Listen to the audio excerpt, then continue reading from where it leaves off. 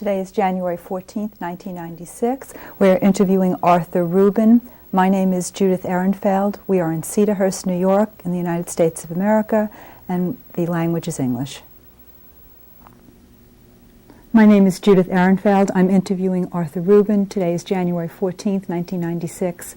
We are in Cedarhurst, New York, USA.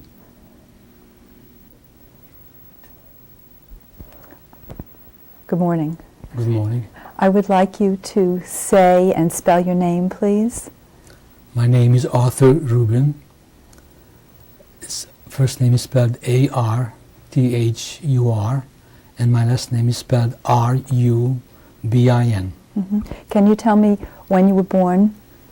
I was born June 26, 1928. Mm-hmm. And where were you born? I was born in Hungary, in a town called Derescke. The name of the town is spelled D-E-R-E-C-S-K-E. Thank you very much. I would like to start the interview with asking you what life was like for you when you were a child growing up in Hungary. And tell me about your parents and your family. Well, my family consisted of 6 brothers and a sister. The oldest one was a sister. Her name was Alice, and my oldest brother his name was Ernő, or Pinchas Yosef in Hebrew. I was the third, and I had 4 younger brothers. The one after me was Tibor, or in Hebrew Yaakov Mechal. The one after him was Mendel Moshe. His Hungarian name was Miklos. The one after him was Shandor. His Hebrew name was Israel Shlomo. And the youngest one was Yehuda Arya, and his name was Laszlo. And my mother and father. And my earliest recollection is when I was about 4 or 5 years old, when I was first registered to go to school. And I remember my mother telling my older brother to hold my hands and hold on to me and make sure I get to school safe. But let me tell you something about my town. We lived in a farming town. The population of our farming town was approximately 10,000 to 11,000 people. And the Jewish people in this town accounted for about 500 members, 120 families, 500 members. There was no industry in our town. Remember, this is going back to the late 1920s, 1930s. It was primarily farming, small business, and I remember at that very early age, at the early age of 4 or 5, walking to school. At that time already, I knew that I have to be careful when I walk with a friend, walk with older brother. I cannot walk on my own. Not that there was anything that we know of today that you have to be, that there's going to be criminality, where you're going to be attacked. Simply that you will be abused for being a Jew. You had to walk. You couldn't walk on certain streets. It was more dangerous. And I already at that age I knew that I have to be very, very careful. The town was a very interesting town. It so happens that the town was a very old town, but Jews were not allowed to live in this town till 1850. And as I will tell you later, by 1944, all the Jews were removed from our town. So the Jewish population that lived in the town was less than 100 years. And the reason why Jews couldn't live there before, the entire area belonged to a prince, to a prince who owned all this area, and anywhere where he owned property, Jews were not allowed to live. The first Jews who came into the town was in 1850, and within 5-10 years, they had a membership of 15-20 people, and within a short time, they hired a rabbi, they built a temple, and that just to skip from that area to my time. By the time that I remember, that I can recall, there was a community of Jewish people, as I said before, 120 families. We had a temple. We had a Hebrew day school, a secular school. We had a rabbi, a sexton, entire community, with all the support for the activities of a community, supporting people in need, having teachers for the children, secular studies and Hebrew studies. We had services, daily morning services, shachar services. We had evening services. There was studying by children and adults, morning and evening. It was an Orthodox community. Most of the people went to services in the morning and at night. The stores were closed, all the Jewish stores were closed on Sabbath and all Jewish holidays. And most of the people attended services at least on the Sabbath. And it was a very viable little community. We had, not only did we take care of people in our own town, but there was a yeshiva in time established in our town, where people used to come from out of town to study in our town. And it was very interesting that in those days there was no such thing as a cafeteria system or dormitories. These boys came from all over the country to study in our town, and what happened was, since people had to go to work and they did not have time to do the studying that they are supposed to, they at least provided for the students who came to the town and had no place to live or where to eat. They provided them with a day, what was called giving them a day. One day the students ate, for example, in our house. Next day they ate in somebody else's house. So each student had 7 families who supported him with food. They ate the same day every week with a set family. And they also gave them some little extra money so they can rent for themselves a room where they can sleep. And this was done all supported by the town on the voluntary basis. And the community was like I said, a very vibrant community, very helpful to people. Life was not easy. The Jewish people, it so happened that most of them were in small business, had grocery stores, textile stores, shoemakers, cobblers, things of that sort. There were also a few farmers, large farms, and they each were very helpful to each other. There was anti-Semitism, although at that time it was not government enacted anti-Semitism, just simply people were anti-Semitic. And just walking, as we grew older, and we walked from, for example, from home to go to morning services in the temple or to school, it was almost common to get into a fight with children who were not Jewish, simply because we were different, we were Jewish. We used to have side girls, payas, and they used to come very often and just pull your payas and call you names such as stinking Jew,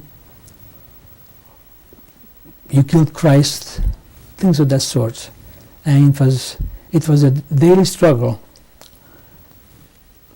And this is even before the late 30s, when things really got to be very difficult. So as we're growing up, it was almost like, well, this is how it has to be. I mean, we didn't know any other way, at least from the time that I was born. And I remember listened to my parents, they were in a similar situation when they were children, that life was not pleasant, not easy. Now I recall when, for example, when we saw a police, we were afraid of the police. He was not someone who was there to protect us. If he walked on the street, on the sidewalk, we make sure that we don't get into his way, and we get off the sidewalk and let him walk. And very often, walking on the street, when we saw certain kids, we had to cross the street and let's not walk on the same street, otherwise we're going to get into a fight. But despite all these, all the care we were trying to take not to get into arguments or fights, very often we came home with a bloody nose. And our parents did not encourage us to fight back. I really cannot tell you why not. Although I can see that we were so outnumbered. As I said, proportionately we were very few compared to the people in town, and we didn't have much of a chance. But we were not brought up to be fighters. Our parents were teaching us to study and learn and grow up to be a proper citizen, not get involved in fights and things of that sort. I don't know whether in retrospect that was right or wrong, but that's how it was. Stop now for a while. No, that's okay. Just keep going. And so we had this Hebrew school. By the time I was 6 years old, we had to go to, by law, just like it is in this country, to public school, which was separate for Jewish children and non-Jewish children. And the way it was set up, for example, from September, when the school year started, from September till June, it was not a 6 months period. It was more like on an annual basis. The school year consisted from September, end of August or September till June. A half a day we went to secular schools, and half a day to Hebrew school. Excuse me. Now we only had one teacher for the secular school and one teacher for the Hebrew school. So the first and second grade children attended secular school together, and while they were in secular school, for example, in the morning from 8 to 12, the other children were all in Hebrew school. In the afternoon, the third, fourth, fifth, and sixth grade would go to the secular school, and then the younger one would go to the Hebrew school. Now I have to mention that we only had the one class school for both, for secular and for Hungarian, for Hebrew.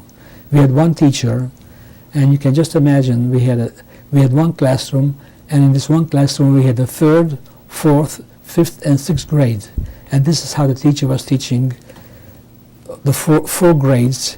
Naturally, when she was concentrating on the third grade, then the other three classes had to occupy themselves with whatever was possible, like reading or doing some of their homework, and she went then to the third class and third grade and fourth grade and fifth grade and so on. And next day it was just the opposite. The third, fourth, fifth, and sixth grade went in the morning to the secular school, and the first and second went to Hebrew school. So one day you went in the morning. They were both on equal level. Education was very, very important.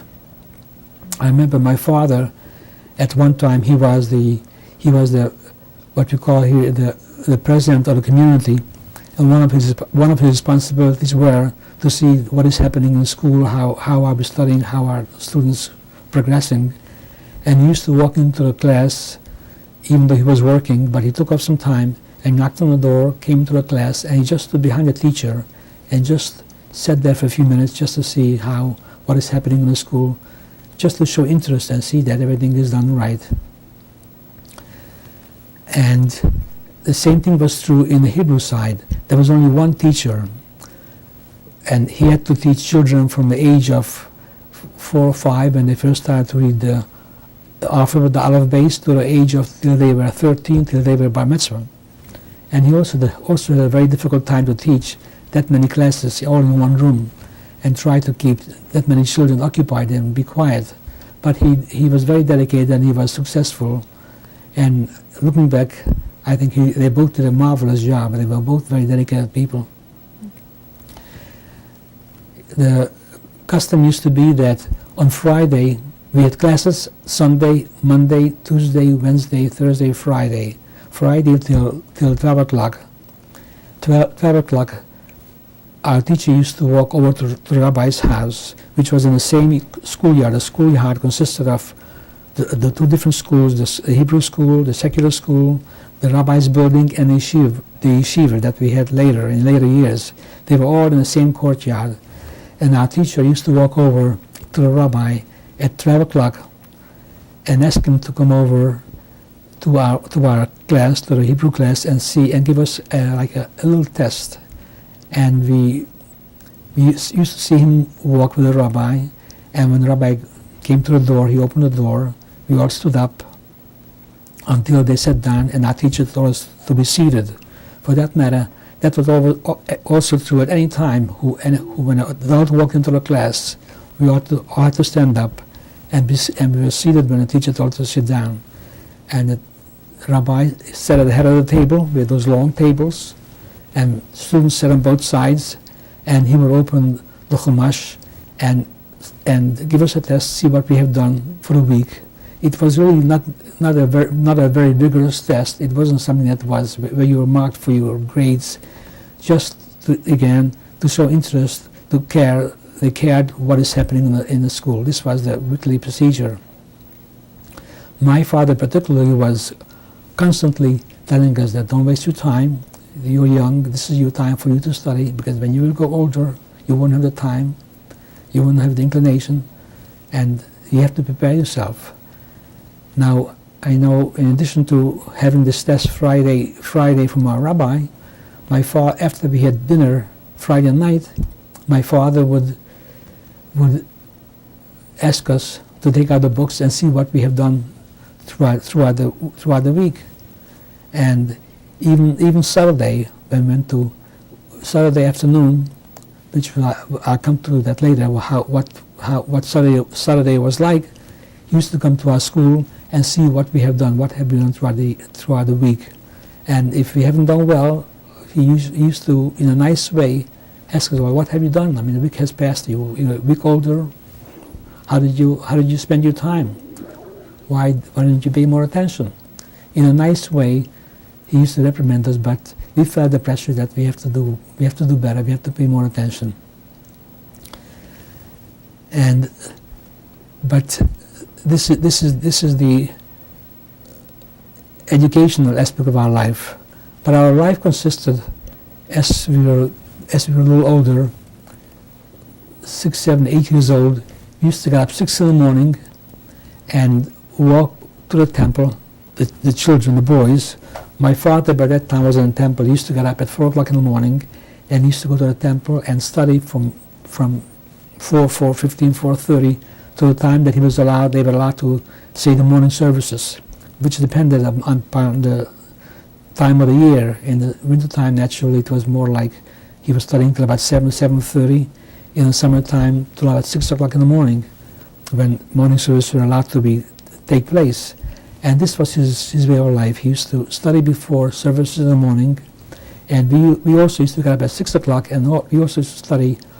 This is all on our own, that our father and mother asked us to do, study till we had morning services. We had morning services about 7:30 in the winter time, which took about a half an hour. We went home, we had breakfast, and we went back to school. And we were in school till from 8 o'clock, 8:15 to 12 o'clock. And 12 o'clock we went home, we had our lunch. Our main meal was lunchtime, not the evening. And my mother, I remember, preparing a meal was a little different than it is that as we know it today. You just couldn't go into the store and buy canned food and meat and so forth. Everything had to be bought on the market. Now, in our case, we had a cow. So we had our own milk, and we made our own cheese, our own butter. We had chickens, so we had eggs. we didn't buy. We had chickens were primarily used to have supplies with eggs and also with fowl. We used to have chicken for a couple of times a week or on weekends on Shabbat. We used to take the chicken to the shochet, who was a slaughterer, and he slaughtered the chicken according to the ritual, make sure the chicken was healthy, and it was done that it was properly slaughtered, and the chicken was brought home, and my mother had to prepare the chicken and cook the chicken, and so it was quite a bit of work. And vegetables, you had to go to the market. We had a market Monday, but we had a big market on Friday, and that's where you bought all your vegetables, your fruit, your potatoes, and you had to bring this home and have it for at least for a week. There was no refrigeration, so you had to be careful when you bought things. Just make sure that it will last, that it will not spoil. Although we did have a cellar, and the cellar was cool, it kept things fairly cool throughout the week. I'm talking about the summertime, of course, when it was warm. And so my mother used to work quite hard for us to prepare lunch. And my mother was all mothers, I assume, are warm and kind, but I know my mother, and she was to me and to my brothers was extremely devoted, warm, kind. And when we used to walk into the house, she usually was behind the stove cooking. In the summertime it was quite warm, and we had to greet her a good day, and she always had a big smile and welcomed us very warmly. And I remember on certain occasions she was not home. She had to be in a neighboring city, Derescke, and I remember walking into the house, it was so empty, my mother wasn't there. And we had our lunch, which was the main meal of the day, like I said before, and then we went back to the school, and we studied in the summertime till 6 o'clock, in the winter time till about 4:30, till evening services. At that time we went to the temple, have our evening services, and then we went back to school to continue our studies till 6 o'clock.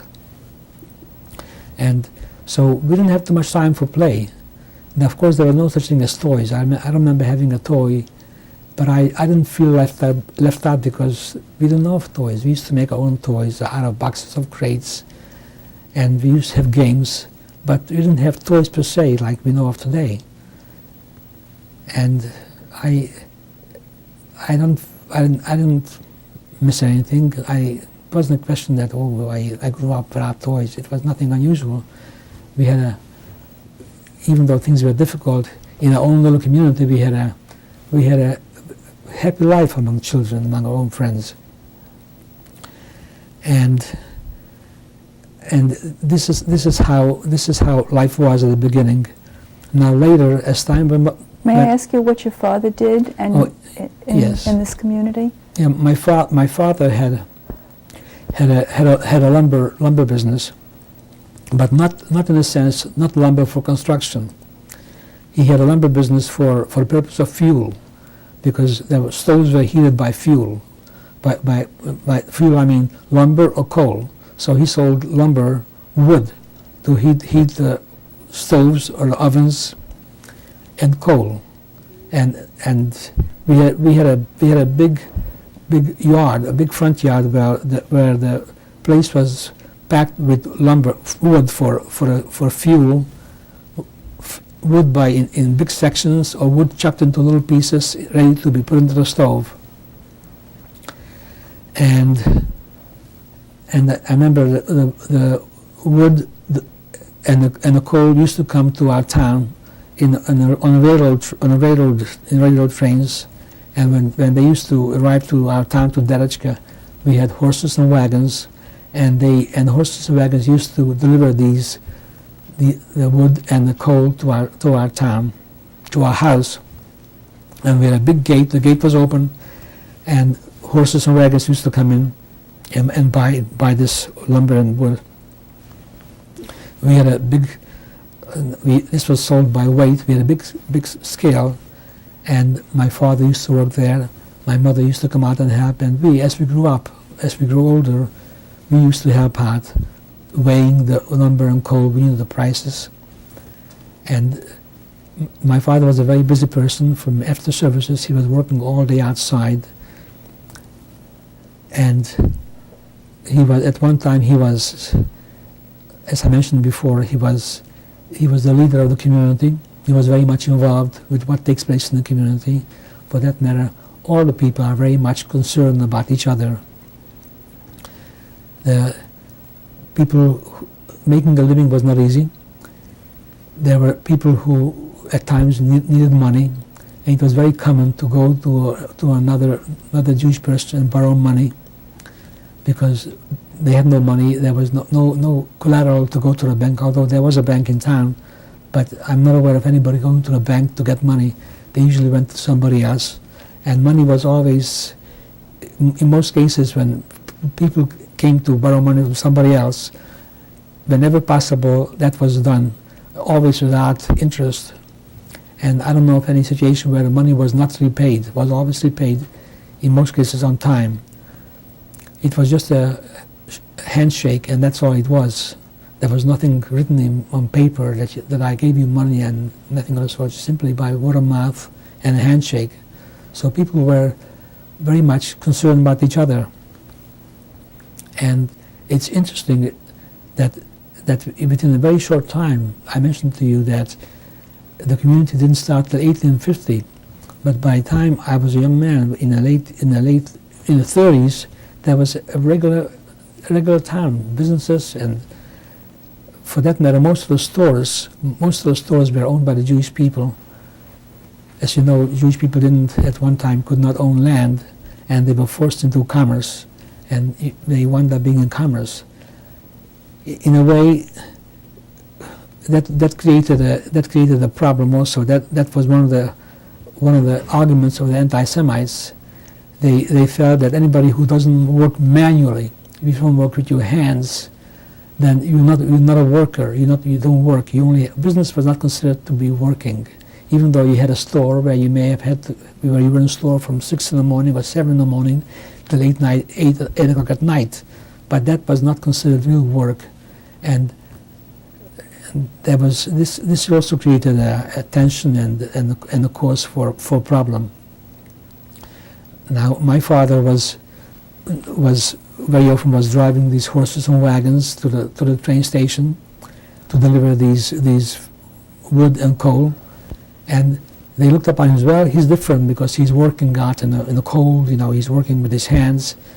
Although we had people who were working for us, but we had more than one team of horses and wagons, and very often it happened that my father had to do it all himself.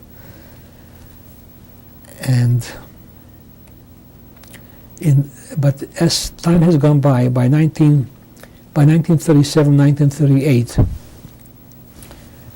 there was more and more talk of, by that time Hitler was in power, and Hitler already has entered certain countries, Czechoslovakia, and there was talk that in time he will come to our country also, and the Jewish situation has gotten much more tense. Okay, I'm going to stop you now at this point.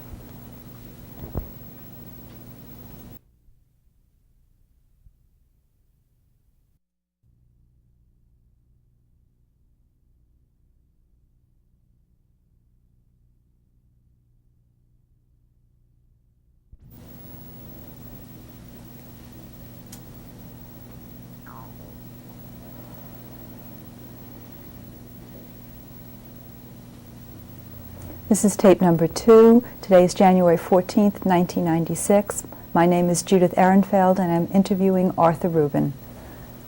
Mr. Rubin, you were telling me when you were 9 or 10 that you began to become aware of the difference in what was happening in the world. Can you tell me about that?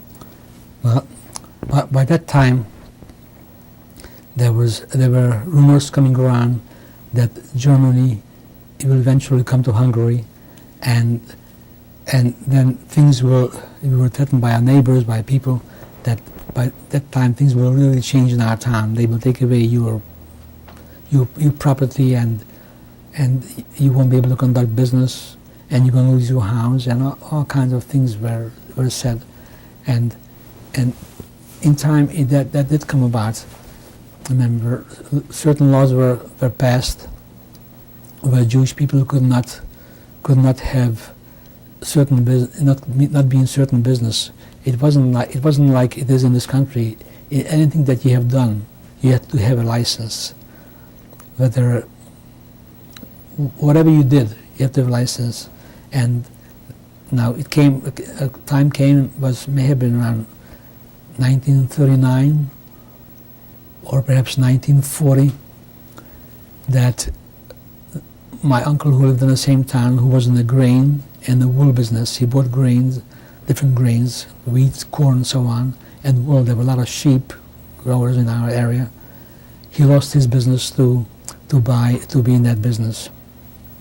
My father, as I said before, was in the lumber and coal business, and I remember this gave us such security. We were used to seeing my father having this business, we had a big gate facing the street, and this gate was always open during business hours, and this is how my father made a living. That's how he supported his wife and 7 children.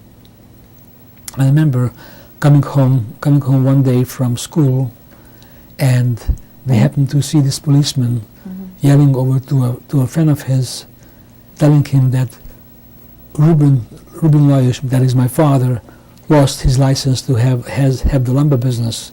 When I heard this, such fear has come upon me. I felt so depressed. I said, what are we going to do? My father has 7 children. At that time, 1940, I think my oldest sister was no more than 14 years old. How is she going to make a living? And sure enough, within a month's time, he had to close the business, and he could no longer conduct the business. And you were 12. This was before your bar mitzvah? 1940, I was about 12 years old. 12 years old, right? Mm-hmm. And it had made such a bad impression on me. I always remember it, just how I felt when I heard this. And whenever I saw that gate being closed, it was so sad to me. I tried to remember how was it when the gates were open and wagons used to come into your place. And we were trying to come up with different ways to get around it. They said, well, if you get yourself a non-Jewish partner and the business is going to be his name, then perhaps you can conduct business. And my father was